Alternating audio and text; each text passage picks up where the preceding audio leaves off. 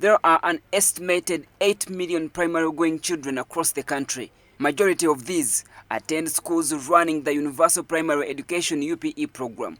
However, these schools have been charging parents a range of fees in violation of the government policy, and such fees have been cited as a factor contributing to school dropouts, since some parents cannot afford the said fees.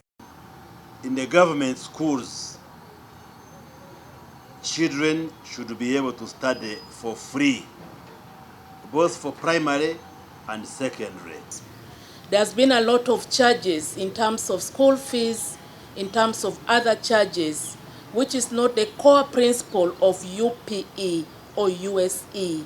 Now the government is moving to implement the Primary and Post-Primary School Act of 2008, which provides for quality, free and compulsory education, although most of public schools have neglected the implementation of this law. The dropout rate has been so high, with retention rate or completion rate standing average at 32%. There's been issues of absenteeism during primary leaving examination.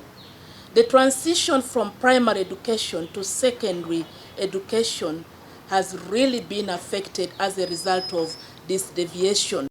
Now, in a bid to improve the education sector, the government has pledged to cater for all school requirements to have learners study without hindrance.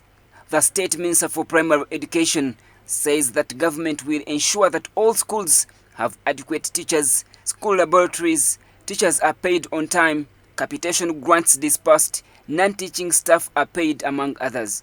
Government also intends to have every sub-county have a secondary school and every parish a primary school. Government has adopted the principle of teacher-to-learner ratio of having 1 to 40, 1 teacher to 40 learners. For universal primary education, comprehensively, we still have a gap of 78,888 to make the ratio as of 1 to 40. If you take the ratio of 1 to 40 students, we have excess teachers in public secondary education. Parents are expected to cater for scholastic materials like books, pens and pencils, and are also obligated to cater for children's feeding as they attend school. And the method of feeding the learners that we have approved is through packed food. So we are sensitizing the parents that we need to use all possible modalities to see how best we can pack food for the learners.